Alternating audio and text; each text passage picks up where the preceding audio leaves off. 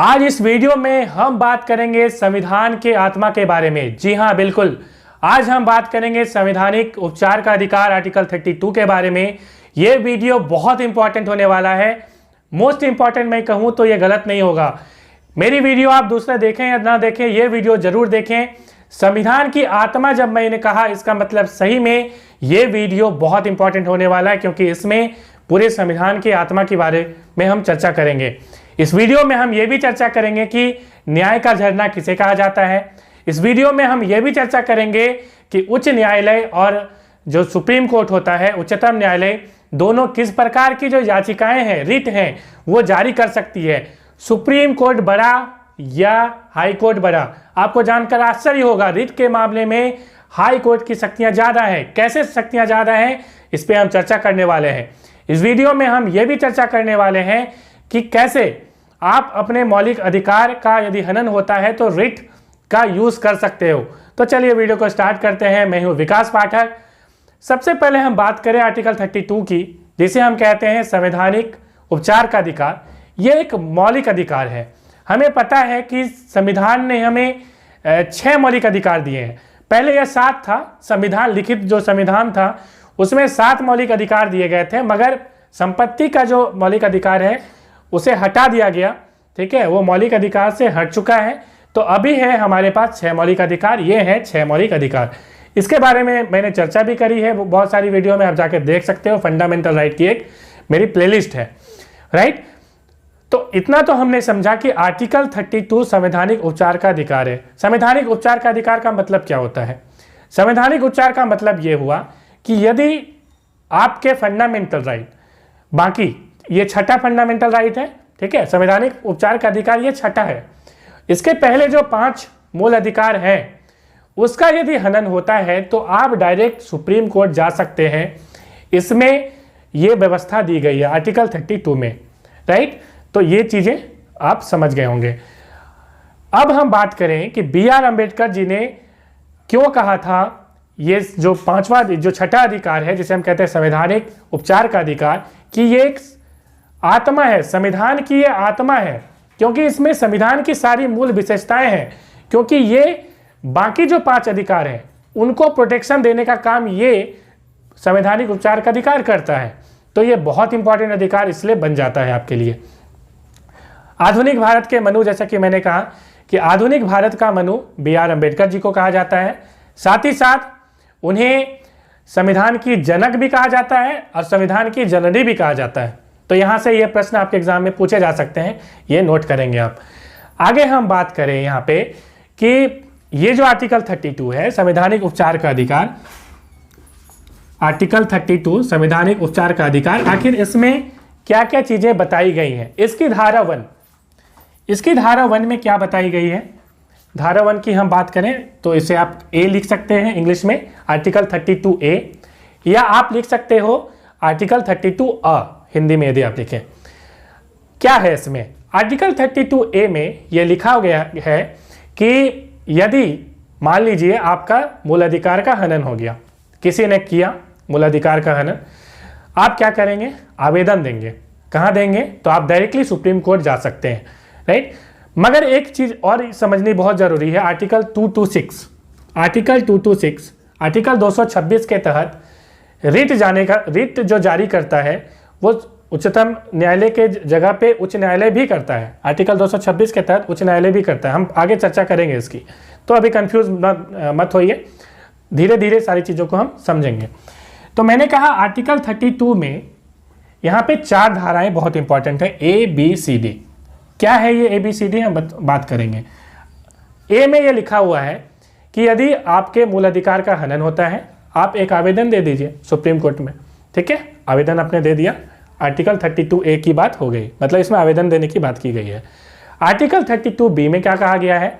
इसमें कहा गया है कि आपने आवेदन दे दिया, ठीक है, अब सुप्रीम कोर्ट क्या करेगी? रिट जारी करेगी। रिट जारी करने का अधिकार सुप्रीम कोर्ट को दिया गया है आर्टिकल 32 के तहत, आर्टिकल 32B के तहत। रिट का मतलब क्या होता है? रिट का मतलब एक तरह का औपचारिक आदेश होता है, ठीक है। बेसिकली हमारे देश में हम बात करें तो ये रिट जारी करने का जो अधिकार है वो सुप्रीम कोर्ट को भी है और ये हाई कोर्ट को भी है। 1950 से ये हाई कोर्ट, जितने भी हाई कोर्ट हैं सारी हाई कोर्ट को ये अधिकार दे दिया गया। इस चीज़ को आप ध्यान रखेंगे, ठीक है। इसके पहले ये रिट जो जारी करते थे, कौन करते थे? तो इंग्लैंड से ये लिया गया है, ठीक है। ये जो नियम है इंग्लैंड से लिए गए हैं। तो जो राजा हुआ करते थे वो रिट जारी करने का काम करते थे। 1950 के पहले की मैं बात कर रहा हूँ, जब हमारा संविधान नहीं बना था उसके पहले की मैं बात कर रहा हूँ, ठीक है। उसके बाद जब संविधान बन गया, लागू हो गया, उसके बाद से ये रिट जारी करने का अधिकार, मैंने कहा, सुप्रीम कोर्ट के पास भी है और हाई कोर्ट के पास भी है। हाई कोर्ट ये जो रिट जारी करता है, रिट मैं अभी समझाऊंगा। तो रिट जो जारी करता है वो आर्टिकल 226 के तहत करता है। ध्यान से सुनेंगे आप। आर्टिकल 226 के तहत हाई कोर्ट जारी करता है, आर्टिकल 32 के तहत सुप्रीम कोर्ट जारी करता है, ठीक है। ये चीज़ के पे ध्यान रखेंगे।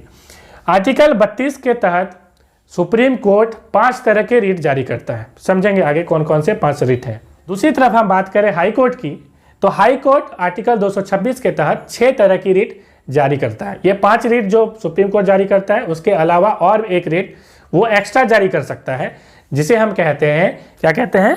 इंजक्शन रिट, ठीक है। इंटरिम इंजक्शन रिट, उस पर हम चर्चा करेंगे कि आखिर ये इंटरिम जो इंजक्शन रिट है ये क्या है, इस पर हम चर्चा करेंगे अभी। उसके पहले हम थोड़ा सा बात कर लें कि रिट क्या होता है। रिट का मतलब मैंने कहा औपचारिक आदेश, ठीक है।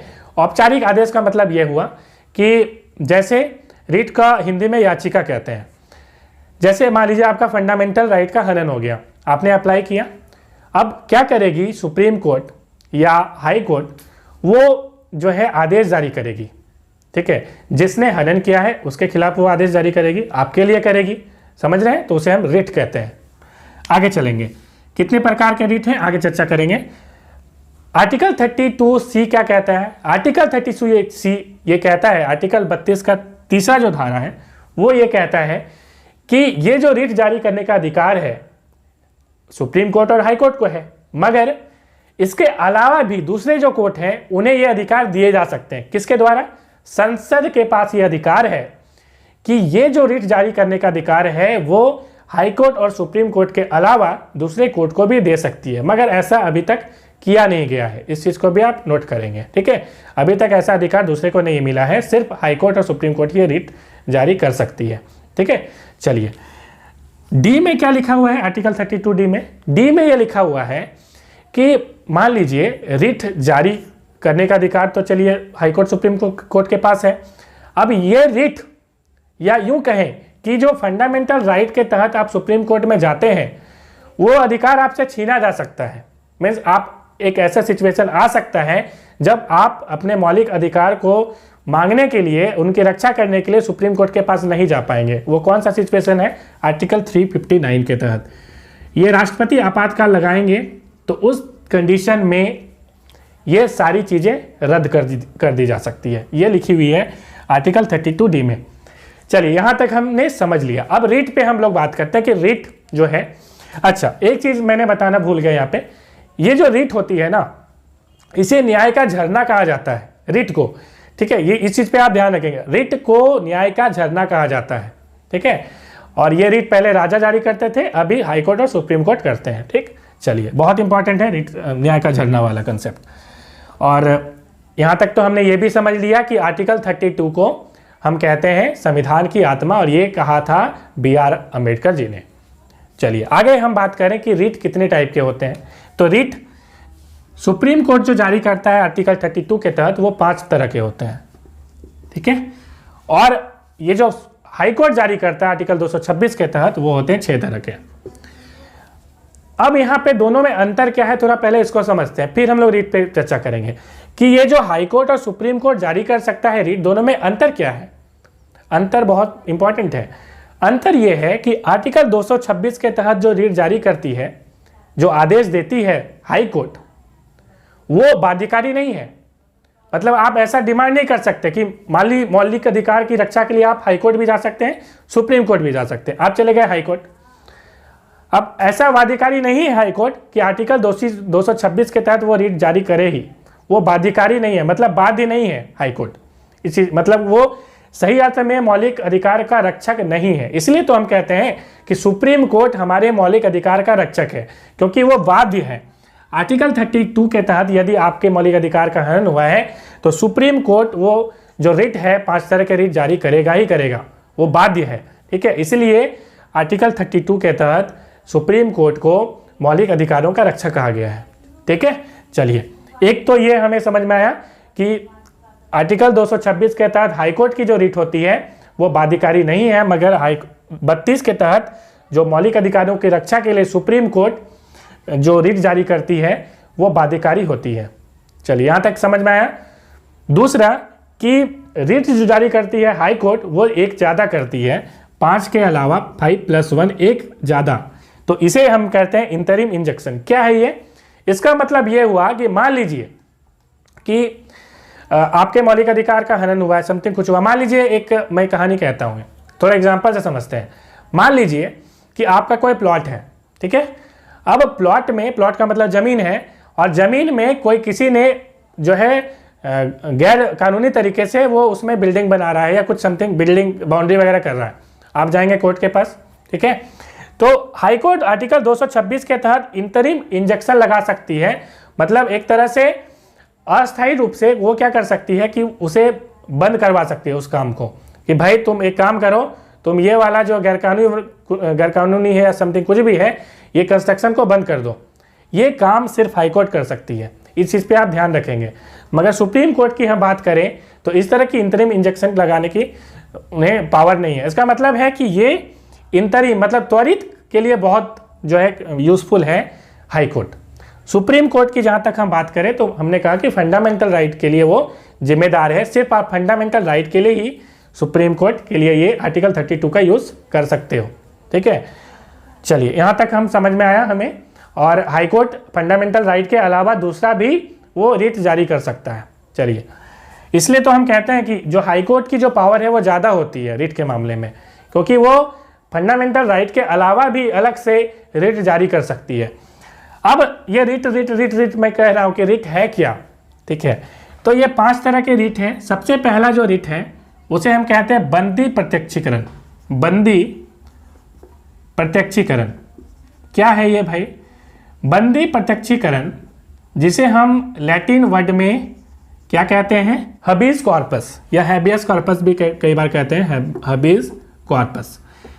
ये लैटिन वर्ड है, ठीक है, जिसका हिंदी मीनिंग हम कहेंगे बंदी प्रत्यक्षीकरण, हिंदी में कहते हैं, जिसका मतलब होता है, शाब्दिक अर्थ होता है प्रस्तुत करना। मतलब कि मान लीजिए कि किसी का फंडामेंटल राइट का हनन हो गया, ठीक है। किस तरह से हनन हुआ? इस तरह से हनन हुआ कि आपको किसी ने गिरफ्तार कर लिया या किसी बंदे को किसी ने गिरफ्तार कर लिया अवैध रूप से, ठीक है। अब अवैध रूप से जब गिरफ्तार करेगा तो आप एक तरह का फंडामेंटल राइट का हनन हो रहा है, ठीक है। इस कंडीशन में क्या हो सकता है, हाई कोर्ट आपके लिए बंदी प्रत्यक्षीकरण का आदेश जारी कर सकती है। उसके तहत क्या होगा कि वो कहेगी जिसने गिरफ्तार किया है अवैध रूप से कि एक काम करो, तुम इसको मेरे पास प्रस्तुत करो, हम इस पर जो है कानूनी ये करेंगे, मतलब जजमेंट देंगे और बताएंगे कि ये सही है या गलत है। यदि सही है, यदि उसने सही रूप से कानूनी रूप से आपको मतलब कि अरेस्ट किया है, तब तो कोई काम का नहीं है ये, तब ये बंदी प्रत्यक्षीकरण लागू नहीं होगा, ध्यान से समझेंगे। तब वो रिट सुप्रीम कोर्ट जारी भी नहीं करेगी। यदि कानूनी रूप से आपको यदि बंदी बनाया गया है और यदि गैर कानूनी रूप से बंदी बनाया गया है, तब उस कंडीशन में वो बंदी प्रत्यक्षीकरण सुप्रीम कोर्ट जारी कर सकती है। समझ में आ रहा है बात? गैर कानूनी का मतलब क्या होता है? गैर कानूनी का मतलब होता है कि कई बार क्या होता है कि कई लोग, कई अफसर जो है अपने आप को बहुत बड़ा हिटलर समझने लगते हैं। उस कंडीशन में ये बंदी प्रत्यक्षीकरण जो है वो सुप्रीम कोर्ट लगा सकती है। चलिए, दूसरा हम लोग चलते हैं परमादेश। बहुत इंपॉर्टेंट है ये परमादेश, नाम से ही आप समझ में आ रहा होगा। इसके लिए जो यूज़ किया जाता है वर्ड, ये दूसरा है, ठीक है। ये रिट, दूसरा रिट है मैंडमस। ये लैटिन वर्ड है मैंडमस। इसका मतलब होता है हम आदेश देते हैं, ठीक है। मतलब कि सुप्रीम कोर्ट आदेश दे रही है, ठीक है। या हाई कोर्ट के संदर्भ में भी आप समझ सकते हैं, क्योंकि ये सारी रिट हाई कोर्ट भी जारी कर सकती है। इस चीज़ को ध्यान देंगे आप, ठीक है। तो परमादेश का मतलब होता है हम आदेश देते हैं। किस कंडीशन में? ये इस कंडीशन में आदेश देती है कि मान लीजिए किसी ने वादा खिलाफी कर दिया।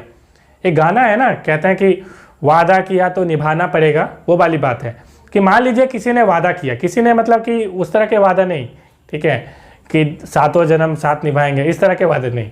किस तरह के वादे कि मान लीजिए कोई एक कंपनी है, मान लीजिए सरकारी कोई कंपनी है, और वो कहती है कि भाई एक काम करो कि तुम यदि काम ये लोगे तो तुमको इतना फंड अलॉट करेंगे, ठीक है, इतने तुमको रुपये जो है दिया जाएंगे। और बाद में क्या होती है कि वो कंपनी मुकर जाती है कि नहीं ऐसा नहीं, वो हम देंगे नहीं तुमको। इस कंडीशन में मतलब वादा किया है कुछ करने के लिए और वो काम वो कर नहीं रही है, तो इस कंडीशन में सुप्रीम कोर्ट आदेश दे सकती है। मतलब कि मान लीजिए जो पीड़ित व्यक्ति है, कि पीड़ित व्यक्ति कहेगा कि ये तो वादा की थी कंपनी मगर हमारे साथ ये कर नहीं रही है, नहीं दे रही है, तो पीड़ित व्यक्ति वो जाएगा सुप्रीम कोर्ट, ठीक है। और सुप्रीम कोर्ट क्या करेगी, वो परमादेश जारी करेगी उस कंपनी के खिलाफ, और इसे ही हम कहते हैं परमादेश, मैंडेमस। अच्छा, ये परमादेश किसके खिलाफ जारी नहीं की जा सकती, ये एग्जाम में पूछा जाता है। ये किसी राज्यपाल के खिलाफ, मतलब कोई भी राज्यपाल है किसी राज्य का, उसके खिलाफ नहीं जारी हो सकती है। मुख्य न्यायाधीश के खिलाफ जो है जारी नहीं हो सकती है, ठीक है, उच्च न्यायालय के, ये चीज़ आप याद रखेंगे। तीसरा कि राष्ट्रपति के खिलाफ भी ये जारी नहीं हो सकती है।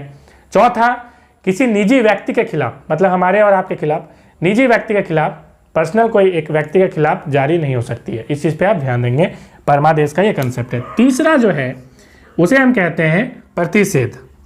प्रतिषेध क्या होता है, देखिए, प्रतिषेध को हम कहते हैं प्रोहिबिशन, लैटिन वर्ड भी यही यूज होगा, इंग्लिश भी वही होता है, प्रोहिबिशन, सॉरी, प्रोहिबिशन। तो इसमें क्या होता है, प्रोहिबिशन का मतलब होता है रोक, रोक लगाना, ठीक है, तो इसका मीनिंग ही होता है रोक लगाना। किस तरह का रोक लगाना, सुप्रीम कोर्ट ये कब जारी कर सकती है या हाई कोर्ट कब जारी कर सकती है, तब जारी करेगी मान लीजिए कि कोई केस चल रहा है, ठीक है, और केस चलने के दौरान यदि आपको लगे कि ये कोर्ट सही काम नहीं कर रही है, सही तरह से आपको जो है न्यायिक हो, मतलब कि एक पूरी तरह से कोर्ट है या अर्ध न्यायिक हो, कोई भी यदि डिसीजन चल रहा है उसके अंदर में, और आपको लगे कि ये जो संस्था, ये जो न्यायिक संस्था, ध्यान रखेंगे ये न्यायिक या अर्ध न्यायिक, इस पर ये लगाई जा सकती है, तो आपको लग रहा है कि वहाँ पे आपका मामला सही से काम नहीं हो रहा है, आपको न्याय मिलने की संभावना नहीं लग रही है, ठीक है, उस कंडीशन में जो है सुप्रीम कोर्ट के पास आप जाएंगे तो सुप्रीम कोर्ट प्रोहिबिशन जो है, प्रतिषेध लगा सकती है, रिट जो है इस तरह की जारी वो कर सकती है। इस चीज़ पे आप ध्यान रखेंगे। चलिए, चौथा जो है उसे हम कहते हैं उत्प्रेषण। बहुत इंपॉर्टेंट है, एग्जाम में हमेशा पूछा जाता है, उत्प्रेषण का क्या मतलब होता है। इसके लिए जो यूज़ किया जाता है वर्ड सर्सियोरारी, ठीक है, क्या है ये, इसका मतलब होता है प्रमाणित होना या सूचना देना। देखिए, ये जो प्रतिषेध है इससे एक स्टेप ये ज़्यादा है, ठीक है। प्रतिषेध में हमने क्या कहा, प्रतिषेध में हमने कहा कि वो जब सुप्रीम कोर्ट देखेगी कि ये न्यायालय जो है वो सही तरह से डिसीजन नहीं दे रही है तो उस पर रोक लगा देगी, वो जो प्रक्रिया, न्यायिक प्रक्रिया है उस पर रोक लगा देगी। उत्प्रेषण में क्या होगी, रोक लगाने के साथ ही साथ ये क्या करेगी कि सुप्रीम कोर्ट कहेगी कि उसको ट्रांसफ़र करो मेरे पास, वो जो केस चल रहा तुम्हारे पास मेरे को ट्रांसफ़र करो, वो ट्रांसफ़र अपने में करवा लेगी, ठीक है। इसका मतलब ये हुआ कि उत्प्रेषण में क्या होगा कि प्रिवेंशन के साथ क्योर भी हो रहा है आपका, प्रिवेंट तो कर रही है, प्रिवेंशन का काम प्रतिषेध में हो रहा था, प्रिवेंट करना मतलब न्यायिक क्रिया को रोक देना, और उत्प्रेषण में होगा कि प्रिवेंशन के साथ क्योर भी मिल गया आपको, वो कहेगी कि भाई ये काम करो मेरे पास, वो केस को लेके आओ, हम उसको जो है न्याय देंगे, ठीक है, सुनवाई करेंगे, तो इसे हम कहते हैं उत्प्रेषण।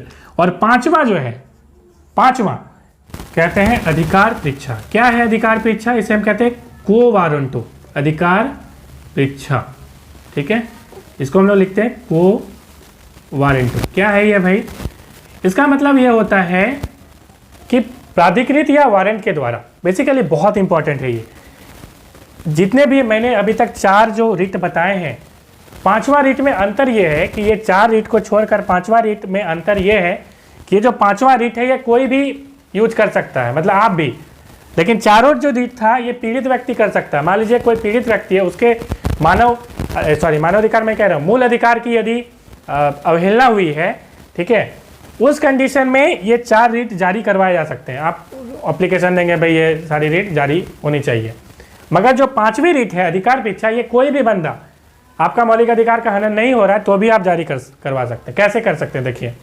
बेसिकली अधिकार परीक्षा होता क्या है, इसका मतलब ये हुआ कि मान लीजिए आपने कई कंपनी में देखा कि ये जो बंदा है, ये जो ऑफिसर है यहाँ पे नियुक्त हो चुका है, इसने ये वाली क्वालिफिकेशन इसके पास है ही नहीं और ये ऑफिसर बन गया है। ये आपको लग रहा है कि इसने इस प्रोसेस को फॉलो नहीं किया, मतलब कि मान लीजिए कि एलिजिबिलिटी क्राइटेरिया है, एग्ज़ाम देना है, जीडी पास करना है, इस तरह से उस टाइम में मान लीजिए रही होगी, और आपको किसी तरह पता चला कि इसने इस प्रक्रिया को फॉलो ही नहीं किया, ठीक है, आप अधिकार परीक्षा जो है सुप्रीम कोर्ट के पास जाएंगे कि ये बंदा जो है गलत तरीके से यहाँ पे जो है वो क्या है, अधिकारी बना हुआ है, तो उस कंडीशन में सुप्रीम कोर्ट रिट जारी करेगी और उसे हटा सकती है, ठीक है, उस अधिकारी को। तो इसे कहते हैं अधिकार परीक्षा। समझ में आ गया। और छठा रिट के बारे में मैंने बताया है कि इंटरिम इंजेक्शन, जो कि सिर्फ और सिर्फ सुप्रीम कोर्ट हाई कोर्ट लगा सकती है, ठीक है, आर्टिकल 226 के तहत। तो आर्टिकल को हमेशा याद रखेंगे कि आर्टिकल 32 के तहत फंडामेंटल राइट का ही सिर्फ रिट जारी कर सकती है सुप्रीम कोर्ट, जबकि हाई कोर्ट जितने भी तरह के रिट जारी करते हैं वो आर्टिकल 226 के तहत जारी करते हैं। तो इस चीज़ को ध्यान रखेंगे, मतलब सेम पांचों रिट ये हाई कोर्ट भी जारी करता है, मगर वो आर्टिकल 226 के तहत जारी करता है। तो इस चीज़ को ध्यान रखेंगे। आई होप वीडियो आपको पसंद आई होगी, यदि पसंद आई होगी तो जरूर लाइक करें, कमेंट करें कैसा आपको वीडियो लगा। Thanks for watching.